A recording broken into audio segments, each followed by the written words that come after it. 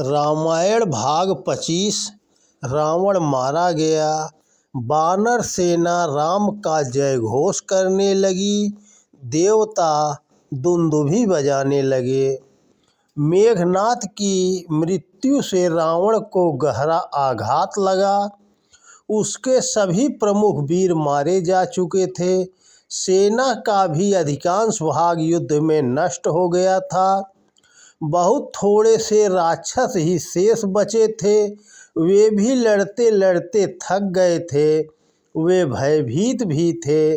रावण की रानी मंदोदरी ने पति को फिर समझाया। कहा कि अब भी समय है। राम से अपनी गलती के लिए क्षमा मांग लीजिए। सीता को सादर वापस कर दीजिए। राम महान हैं, दयालु हैं, आपको क्षमा कर देंगे। रावण के ऊपर तो काल नाच रहा था। उसकी मति भ्रष्ट हो गई थी। पत्नी की बात उसने नहीं मानी। उसका अहंकार बहुत बढ़ गया था। उसे अपनी शक्ति का बड़ा घमंड था। घमंडी का सिर हमेशा नीचा होता है। राम रावण का युद्ध प्रारंभ हुए 13 दिन हो गए थे। 14वें दिन रावण स्वयं रणभूमि में उतर पड़ा। वह सोने के रथ पर सवार था। अनेक राक्षस योद्धा उसकी रक्षा कर रहे थे। रावण को रणभूमि में देखकर श्री राम पैदल ही आगे बढ़े। उनके पांव में जूते तक नहीं थे। रथ और कवच भी नहीं था। विभीषण ने यह देख राम से कहा, रावण महापराक्रमी है। आप बिना रथ और कवच के उसे कैसे जीत सकेंगे?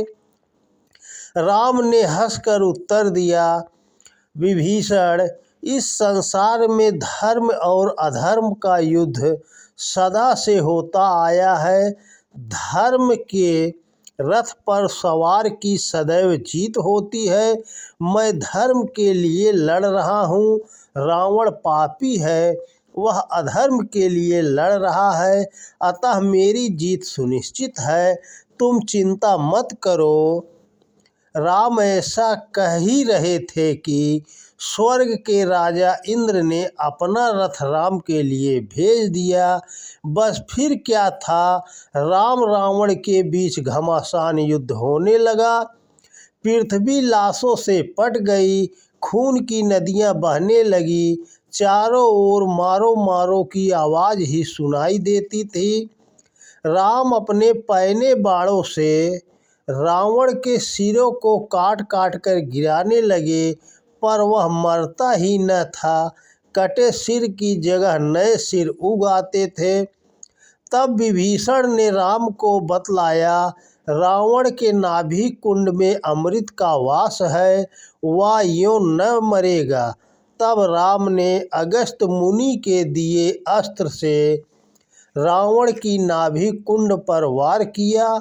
यह अस्त्र लगते ही रावण विशाल कटे पेड़ की तरह जमीन पर आ गिरा। वानर सेना राम का जय घोष करने लगी। देवता दुंदुभी बजाने लगे। तो दोस्तों नमस्कार। कल के भाग में विभीषण का राज तिलक। दोस्तों जय हिंद, जय भारत, जय श्री राम।